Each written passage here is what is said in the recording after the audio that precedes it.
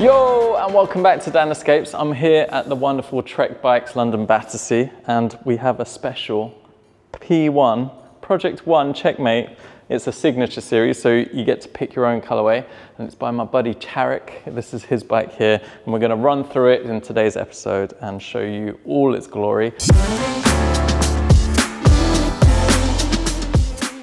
First of all, we're gonna start off with this frame color. Look at it, it's insane. Starting from this purple fade up to the pink, and then you've got this green details on here. So Tarek picked this on the P1 configurator, and you can go on there by clicking the signature series. And yeah, what's not to love about it? It's bright, it's in your face. So the Checkmate is the race geometry of the Checkpoint. It's got no mounts. It's got a few up here for a frame bag, but not as many as the Checkpoint. And also it has lower tire clearance. So on the Checkpoint, the new one that was released and I did a video on, has 50 mil. This only goes up to 45. I know this has been a hot topic with other people in the gravel race scene, people saying you need wider tires, being able to run mountain bike tires. Personally, I've been riding 45s. I've been riding with people who have been running skinnier, maybe 35s, 40s, and they've been fine. And they're a lot faster than me, especially on the tricky technical descents. I guess where it does make an improvement is in comfort. A few things with the frame is the ISO speed. So it's using the same ISO speed as the Domani Gen 4. A few noticeable differences is it has a bigger pivot point here over the Domani, and also the way it attaches and you change the seat level, it has a little flappy door here, whereas on the Domani you had a cover that you had to pull off and sometimes risk breaking. One thing I'm not too sure about is how much water is going to go into this, because it does look it clips over on top, but there's no like rubber seal, so I don't know if that's going to stop water getting in there. You have the same RSL one-piece handlebars that you get on the Trek Madone with this bike. If you're really into technical gravel, you might want wider bars and go with that, because it's only got the same flare as you have on the Madone. So if you want a wider flare, you'd either have to put something else on here or run a wider bar. What's nice is it's got the mount up here, and Tarek's got his Wahoo. We did try and put a Wahoo Ace and it just does not fit. It might work with the K-Edge, because I know the big Garmin, I think it's the 1050, that fits with the K-Edge mounts. It doesn't work with the standard Bontrager mount that comes with the handlebars. So you will have to buy that separately. What I do love is these levers. They just feel so nice to hold. You can get your whole hand around there, and the braking is just super sharp on this bike. I took it out for a spin. Haven't taken it on the gravel, but Tarek let me ride it outside, and it's fast and these brakes work really well. Also, Tarek's got a nice little chimney stack. I don't know if he's going to keep that. Hopefully he will cut it off, but I think he should keep it as in protest, you know, make everyone upset in the bike world. One thing you might notice in the front here is it's removed the Trek badge, and it's now just saying Trek there. I don't know if I like that or not. I do like the badge up front. I think it does look quite cool. I like that they've matched the logo with the logo on the down tube. And as you can see, there's the clearance for the forks. You have seen people get 50 mils in there. They won't be able to get knobbly 50 mils, but like something like this in a 50 mil, they might be able to get in there. So if you do want to run those wider tires, then you can definitely do it up front. Not so much in the back, as there's not too much clearance down below. Tarek's running the RSL Gironas. I'm not sure how he gets on with them. How do you get on with them, Tarek? He's not a big fan of them. They do roll well on the roads, probably not so well for the gravel out here in the UK. You want something a bit knobblier, so he might go to the Pirelli Cinturato M's, maybe, yeah. So here on the wheels, he's running the Bontrager Aeolus Pro 3Vs. What comes spec with this is the RSLs. I think he downgraded because he wanted to get this special colorway, so it costs a bit more. So just to keep the cost down, he went with that. I've been riding these wheels on my Checkpoint, and they've been worked out really well, so I haven't had any issues so far with them. If you look at the brakes, you can run a 180 rotor. It currently comes with 160, but if you did want to run a bigger rotor, you can add that for front and rear. All right, so for the group set, he's running a SRAM Red XPLR, the new one with 13 speeds.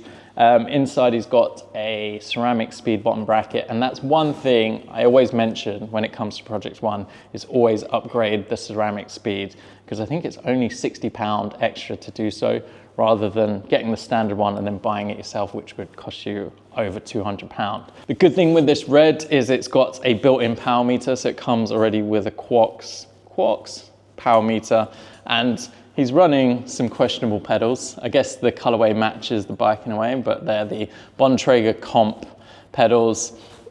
To be honest, they work well, don't spin well, so you might upgrade to something with a carbon body, something lightweight, maybe some time pedals or something like that.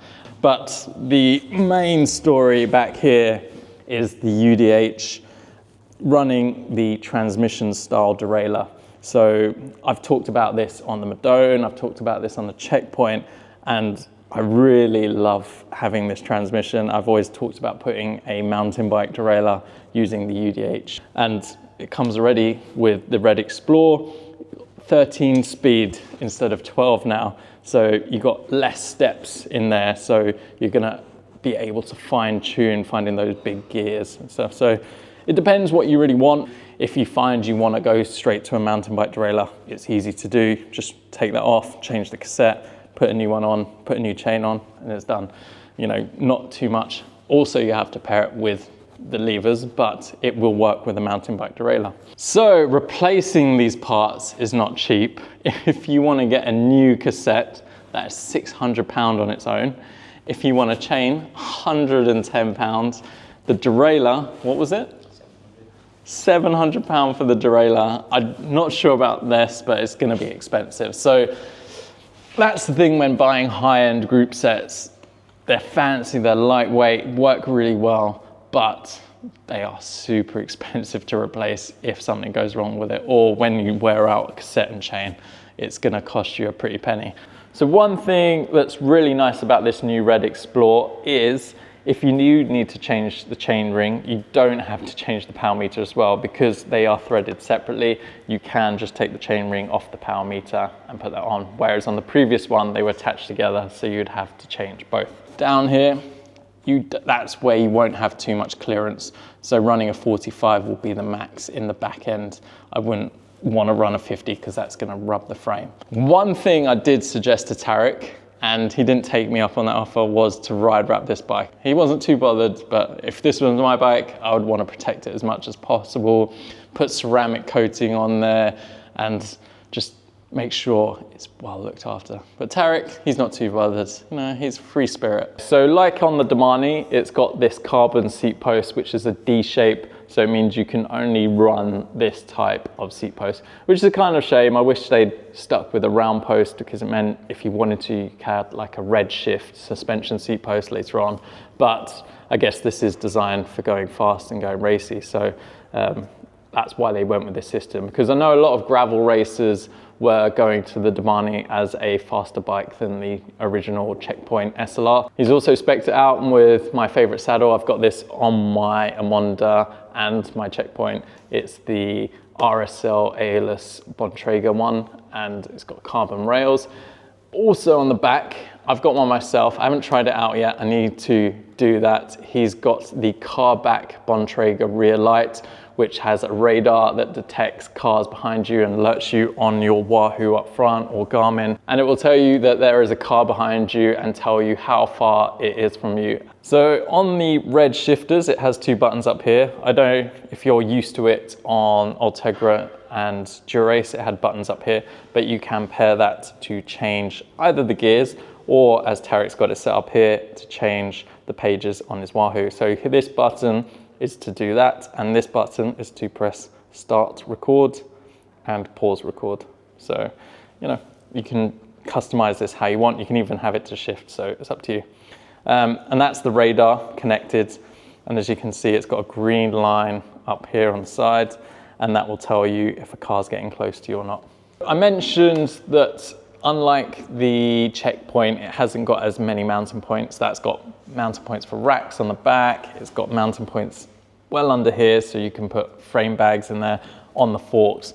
This has a few, so you can mount a triangle bag up front. I think this one's a bit too big for this bike, but you can fit one in there if you wanted to, and you won't have to use the straps because you'll be able to screw it in, and you can screw a top tube bag on top. You could also run 3 bottle cages. You would need a separate attachment to push this down, and then you can run some up here. And you can put another bottle cage underneath the frame to run like a toolbox in there if you wanted to as well. So what I recommend Tarek should do, although these green bottle cages go very nicely with this bike, is run the Aeolus RSL bottle cages in here that you get on the Checkmate.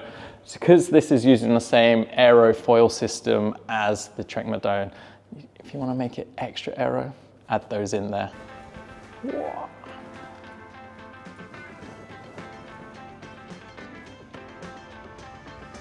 So this has been a brief overlook of Tarek's Checkmate. It is a P1 signature, like I said before, and it is outrageously good. I love this colorway, and I feel like bike manufacturers need to go absurd with their colorways now, just because you want to stand out in the pack of crowd. You know, I took this for a ride, and I had so many people looking at me just in amazement of this bike, and it is a head turner.